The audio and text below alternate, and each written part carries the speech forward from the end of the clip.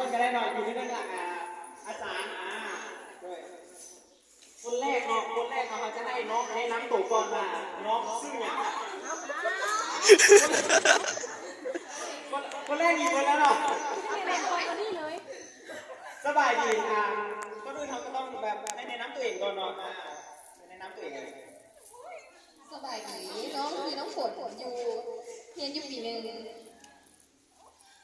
จุกจับปฏิของเขาก็ได้จุกมาแล้วนอนบอกสามารถอ้างให้ฟังได้อยู่บอกว่าขึ้นบุญนะผู้บอกโอ้โหนั่นแหละเนาะก็คืออ่านนั่นเองอ่านแล้วอันนี้จะให้เป็นติดต่อเลย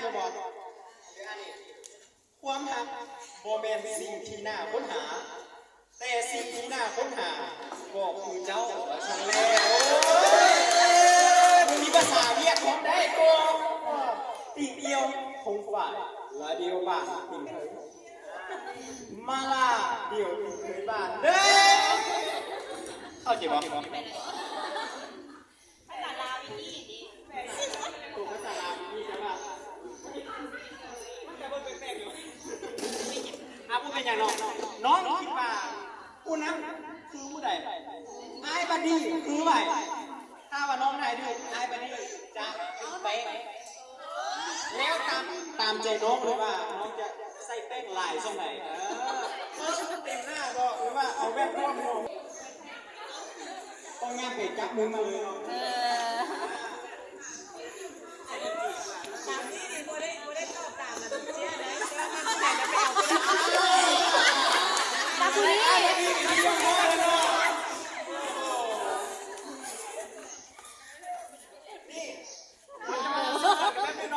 นี่คือ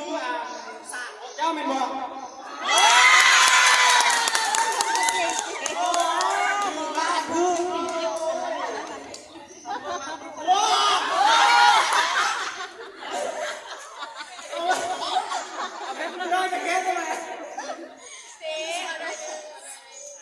น้อยเดียวเนาะเบาๆไปก่อน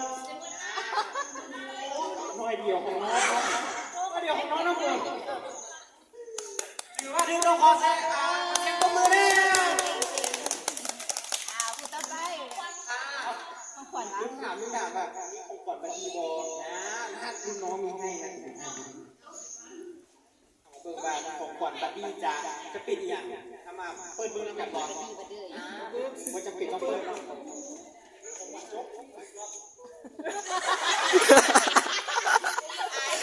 อะไรอยากให้น้องเด็กเราจะมือได้เนาะช่วงนี้ก็ปิดของขวัญเล็กๆน้อยๆจากรุ่นน้องเนาะว่าวันนี้ก็เดี๋ยวยุ่งไม่ได้เลยนะคนโตมาน้องโตมาชื่อว่า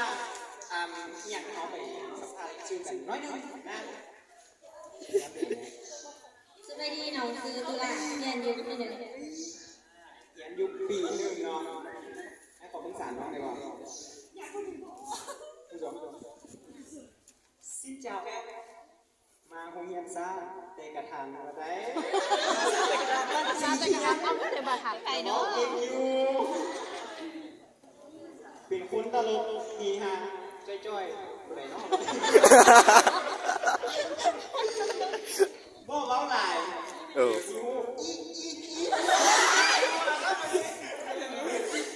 ไม่รู้จักน้องปักกี้เนาะน้องฮู้บอกว่าไม่ดีไอ้ก็น่าจะให้ได้มาดีผู้ใดไปจับมือมาเลยสมจอยยูซุดอยู่ไหนนี่ล่ะอันนี้หรอ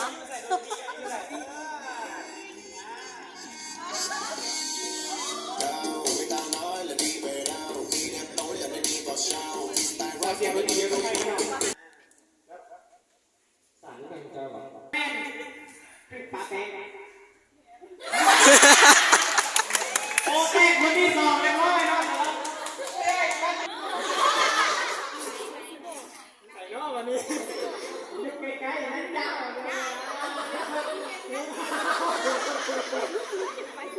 น้องหมูบอกไอ้วันนี้นะ